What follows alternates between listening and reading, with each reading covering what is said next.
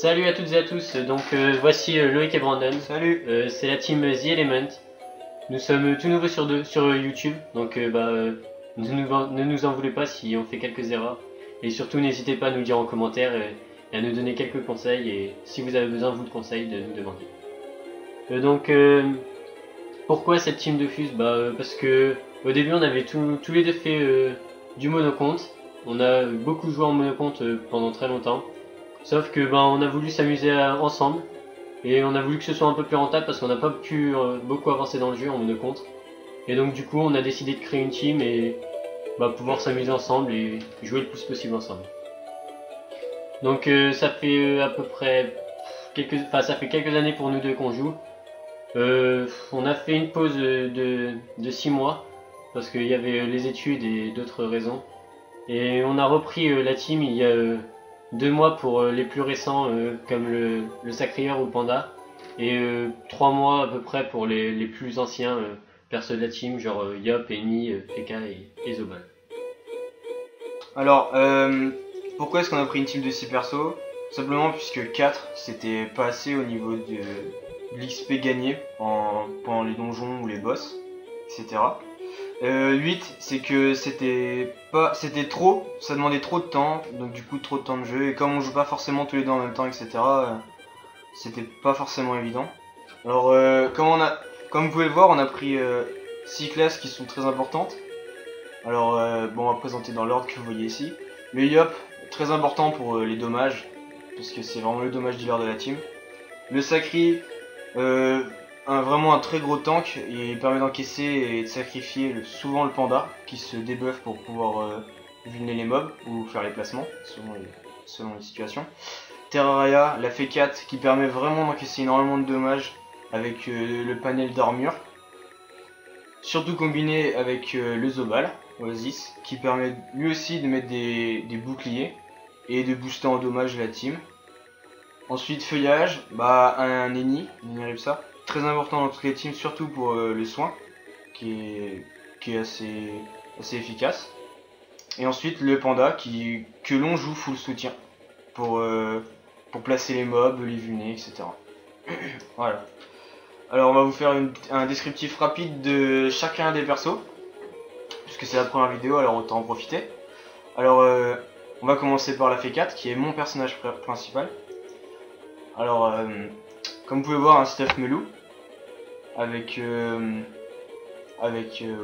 des jets plus ou moins bons, tous à peu près FMTR. 10 PA, 5 PM, très important. 624 force, mais avec les boosts du retour du bâton ça monte à 800, donc c'est raisonnable. Plus les boosts de la team. Plus les boosts de la team, qui sont vraiment très importants. Le premier tour est très important.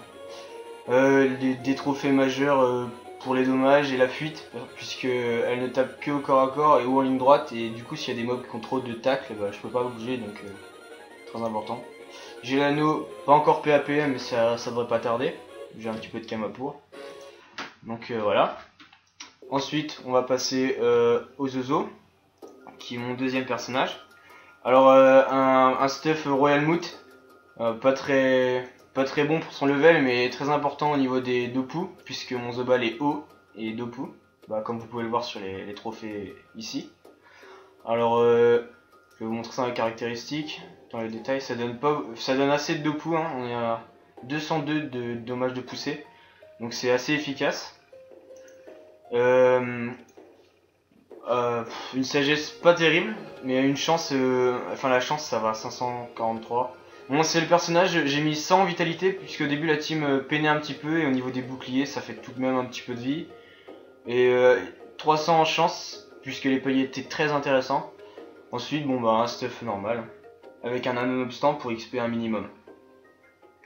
Ensuite, le Panda. Alors le Panda c'est mon troisième personnage, et mon dernier. Alors il n'est pas encore avec les trophées majeurs, mais je pense pas que ce soit nécessaire de le faire maintenant, puisque j'attends son level 179 pour lui mettre la panneau Tengu et d'autres items, et je préfère éviter de perdre du temps pour les stuffs et tout acheter d'un coup en fait. Ah ouais, les Guetta c'est pour la ligne de vue du sort vulnérabilité, très important pour un Panda. Donc voilà. Donc Loïc, je vais te laisser présenter tes persos. Bah, donc là j'ai l'Iopet, mon perso principal on va dire. C'est celle qui va vraiment roxer le plus, avec vu qu'elle est force, avec les concentrations et avec tous les boosts, elle fait vraiment très très mal. Elle tape à peu près du, je sais pas, 400-500 par concentration, ça fait vraiment mal. Et donc elle a un 10 PA 5 PM, je pense que les 10 PA ils sont vraiment utiles pour tous les persos de toute façon. Elle a pas beaucoup d'initiative, mais bon c'est assez pour l'instant je trouve. Et bah elle est pour l'instant en melou. Je pense que jusqu'au level 180 c'est pas trop utile de racheter une autre panneau, ça fait user des camins un petit peu pour rien. Ça donne assez de sagesse, je pense que c'est mieux, pour l'instant on veut XP jusqu'au level 180 pour pouvoir se rester. Donc j'ai pas beaucoup de kamas comme vous pouvez voir parce que je viens de m'acheter beaucoup de trophées majeurs sur tous mes personnages. Puis bah après je vais me les faire sûrement un peu plus tard mes kamas pour que j'attends d'XP pour l'instant et après je verrai pour me les faire. Donc là j'ai un marteau vigie pirate, c'est vraiment utile, ça tape fort et ça donne beaucoup de vita et de force. Après le Gérano pas encore PAPM, je verrai ça au level 180, je rachèterai tout. Et la DD émeraude qui permet d'avoir 1 PM et 100 vita. 200. Non, 200. Après donc il y a le Nini. Le Nini bah, c'est mon deuxième perso principal parce que je trouve qu'il est vachement utile. Parce que pour soin c'est vraiment utile quand les mobs ils tapent fort et surtout quand on a plus les armures et les boucliers, on en a besoin. Et puis bah pour taper, il peut taper feu aussi avec le panda s'il y a un mob qui a des faiblesses feu, c'est utile. Donc je l'ai mis les trophées soins, le trophée soin majeur, savant majeur aussi, pour pouvoir avoir un minimum d'intelligence et que ça donne un peu de soin aussi. Et savant et soin aussi pour pareil pour avoir le maximum de soins. La panneau Shenmue, donc je pense que c'est celle qui donne le maximum d'intelligence et qui peut soigner aussi un minimum. La vita est très importante. Hein. Et ouais, la vita aussi. J'en ai pas beaucoup, mais bon, je trouve c'est assez parce que Lini il reste en retrait donc il se fait pas beaucoup taper. Et le Gelano intelligence PA, parce que pour avoir aussi du soin. Et la limbe qui est vraiment très utile avec le PAPM, ça me permet d'être en 10 PA et de pouvoir faire des mots revitalisants ou des mots soignants parce qu'ils coûtent 2 PA et du coup j'aurai un PA inutile si je reste en 9 PA. J'ai aussi la petite queue rose qui me donne 10 en soin. Donc après il y a mon dernier personnage, c'est le Sacrieur. Donc le Sacrieur c'est l'un des derniers persos créés avec le panda. Donc il est plus BL que les autres, mais bon, pour l'instant, on compte l'augmenter. Donc le Sacrieur, il est aussi en melou avec des dagues, parce que vu qu'il a 10 PA, avec les 2 PA du Nini, ça fait passer en 12. Donc 2 pieds du Sacrieur et 2 coups de dague, c'est très utile. On voit que je l'ai mis full vitalité, parce que bah Sacrieur... c'est inutile de le mettre dans d'autres éléments, ça fait perdre des points pour rien. Et c'est plutôt le tank de la team, donc autant le mettre en vita. Donc après il a quelques trophées majeurs, Furibond, Fuyard et Acrobate. Et après quelques trophées normaux qui sont plutôt utiles pour l'initiative ou pour taper un peu plus fort.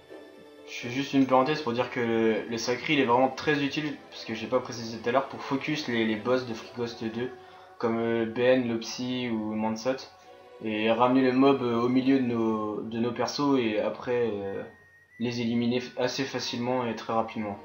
Ouais, parce que premier tour on fait tour de boost et deuxième tour direct le Sacré il fait coop sur le boss, donc ça permet de le mettre au milieu de tous nos persos et de pouvoir le focus un maximum pour le tuer le plus vite possible. Donc maintenant on va vous présenter les stuff qu'on compte avoir au level 180 à peu près. Donc je vais laisser Brandon dire les stuff de ses persos. Alors là vous pouvez voir les stuff que je suppose prendre pour la F4. C'est un stuff avec une panoplie Ouga, bon pas la ceinture parce qu'elle est level 185, mais et je pense que la panoplie Celium est beaucoup plus intéressante. On peut voir un stuff qui donne assez peu de force, étant donné que ma F4 elle est force mais sagesse. Des dommages raisonnables, de la vie, je trouve qu'il est assez conséquente. On est toujours en 10 PA 5 PM puisque on a compensé la perte de la DD par un Gelano PAPM. Enfin en tout cas c'est ce qu'on a prévu de faire. La cape Fulgu, pas terrible comme cap mais c'est le seul moyen que j'ai trouvé en tout cas pour être en mode 10 PA. Si vous avez une autre solution n'hésitez pas à mettre dans les commentaires. Donc voilà en bref. Ensuite le Zobal. Alors le Zobal j'ai décidé de le passer en mode 9 PA 5 PM. Alors il va certes perdre 1 PA mais avec le corps à corps des Dagassantes qui coûte 3 PA c'est pas très grave. Puisque grâce à Lenny il sera en mode 11 PA et donc pourra mettre deux coups de dague pardon, et une boliche. Ensuite les panneaux, les bonus de la panneau rosin sont très intéressants. Toujours une dragoon pour XP puisque notre but c'est d'XP assez vite. Donc on peut avoir une vie raisonnable, 2700. Des dommages hauts, raisonnable aussi. Les Dopu qui sont divisés par 2, mais je pense faire beaucoup plus de dommages puisque j'aurai beaucoup plus de chance même. Ensuite, bon bah j'ai enlevé quelques trophées oui de Dopu pour gagner de la chance. Donc je pense que ça sera plus rentable, mais de toute façon c'est à essayer. Hein. Alors pour finir mon troisième personnage, le panda. Le panda c'est un perso toujours soutien, donc comme à l'heure actuelle il aura peu de vie avec sa prochaine panneau. Je pense que c'est dû au fait qu'il soit full sagesse, puisque je l'ai monté full sagesse. Les tongs, je garde les mêmes puisque je trouve que c'est vraiment très intéressant le bonus. La dragoon qui fait perdre certes un peu de vie puisqu'on n'a pas de DD mais qui fait gagner toujours de la sagesse. La panoplie obsidiante qui est vraiment très intéressante au niveau des caractéristiques, hein, puisque 50 sagesse, 60 intel c'est vraiment très intéressant, surtout pour une mule 164. Et la panneau Tengu qui je pense est la meilleure panneau feu pour ce level. Et d'ailleurs le panda pourra profiter de l'agilité pour pouvoir mieux tacler ou fuir les mobs et pour mieux jouer son rôle de placeur en fait dans la team. Donc je vais te laisser présenter tes persos. Bah, je vais commencer par mon perso principal plutôt. Donc c'est la Yopette, donc je pense la mettre en nougat sauf la ceinture aussi parce que je veux pas la restart, pas la restuff plutôt trop tard. Donc level 181 je pense c'est un bon niveau et ça permet de pas avoir trop de pertes non plus. Je pense qu'on est même beaucoup gagnant, genre en vie 2800 je pense c'est assez quand même. Après on a toujours 10 PA 5 PM, l'initiative elle est assez conséquente et la force aussi. Après on a 80 dommages terre, ça va me permettre de taper beaucoup. On a toujours la dragoon et le Gelano PAPM et la 4 Fulgu. La dragoon et la Gelano PAPM ce sera sur la plupart des personnages donc je pense que même sur tous je crois. Ouais. Après les trophées c'est ceux que je pense les plus utiles pour la Yopette. Ça c'est les 20 dommages terre, même si ça me fait 8% de résistance R en moins, c'est toujours utile, sachant qu'après on a toujours les armures, les boucliers, les soins d'inili, donc je pense qu'on peut se permettre. Et puis ouais, je pense que c'est les plus utiles pour la Yopette. Après le Nini. Donc le Nini il a le même stuff à peu près que le panda, à quelques différences, pas beaucoup. Il a le bâton qui permet de soin vraiment, parce que de toute façon le rôle du Nini ce sera vraiment pas de Rox, on a 2 ou 3 Roxers qui seront vraiment utiles, enfin voire même 4 avec le Sacrieur qui peut Roxer aussi. Et donc le Nini ce sera vraiment un perso qui restera en retrait et qui tapera pas, qui soigne à fond. Donc il sera encore en 10 PA, parce que je vous l'ai dit tout à l'heure, mot soignant et mot revitalisant c'est vraiment les deux sorts les plus utilisés. Et il coûte 2 PA, donc après un PA de plus ce serait inutile, ou un PA de moins. 400 sagesse je pense c'est assez pour pouvoir XP. Et 510 en intel, 62 en soins, c'est vraiment c'est bien déjà je pense. 62 en soins, ça suffit. Et après les dommages il pourra aussi un peu taper avec 70 dommages. Je lui ai mis un un trophée turbulent, même si ça enlève un PM, ça lui permet d'être en 5 PM seulement. Ça lui permet aussi d'être en 10 PA, parce que sinon bah ça nous enlève un mot soignant ou un mot revitalisant, donc je pense que c'est le plus utile parce que les 6 PM ils seront pas vraiment utiles. Je lui ai mis les mêmes trophées que j'ai actuellement, je pense que c'est les plus utiles sur la ligne. Donc maintenant je vais passer au sacrieur. Donc le sacrieur il a la même panneau à peu près que le Feka et que le Yop. Il a toujours le Gelano PAPM et la Dragoon. Il a juste l'Ugarto qui est différent du Yop parce que le Yop je lui avais mis une canne à sucre pour pouvoir taper un maximum. Et le Sacri je pense qu'il tapera pas vraiment au corps à corps, il va plutôt roxer et placer aussi les mobs. Surtout tanker. Surtout tanker oui, mais après avec les PA je pense qu'il placera aussi les mobs. Donc je lui ai mis Robuste qui permet d'avoir beaucoup de puissance même si ça enlève des coups critiques. Fuyard qui lui permettra de s'en aller du cac de certains mobs s'il en a besoin pour pouvoir placer d'autres mobs. Acrobate qui lui donnera de l'agilité et surtout du tacle et de la fuite. Et après les deux furibonds qui permettront d'avoir beaucoup en force pour pouvoir taper. Donc il a vraiment, je trouve, assez de vie, vraiment beaucoup je trouve même. 4370 points de vie pour un tanker, je trouve ça va, sachant qu'on avait son inini, les armures et le bouclier, je pense que ça va être dur à tuer. Après 10 PA 5 PM comme tout le monde. Il a 415 en sagesse, je pense que c'est assez. 300 force avec les châssis, je pense que ça suffit. Il a 210 en puissance, donc ça lui permettra que si un mob a beaucoup de faiblesse dans un élément, il puisse faire un châssis de cet élément et pouvoir taper dans cet élément. 22 en fuite, ça lui permet de s'en aller. Et 60 de dommages dans tous les éléments. Donc voilà, alors n'hésitez pas, hein, c'est des stuffs sur lesquels on a pensé, mais après c'est pas forcément les stuffs sur lesquels on va prendre notre choix, faire notre décision. N'hésitez pas à nous donner des conseils dans les commentaires pour ceux qui ont déjà eu une team ou des personnages de ce genre. Après on n'a pas exclu de changer certains personnages d'éléments, par exemple le Zobal de Passieterre et le Panda O, en tout cas pour ma part. Donc voilà, en gros, t'as des trucs à rajouter Bah non, vraiment si vous avez des conseils, n'hésitez pas.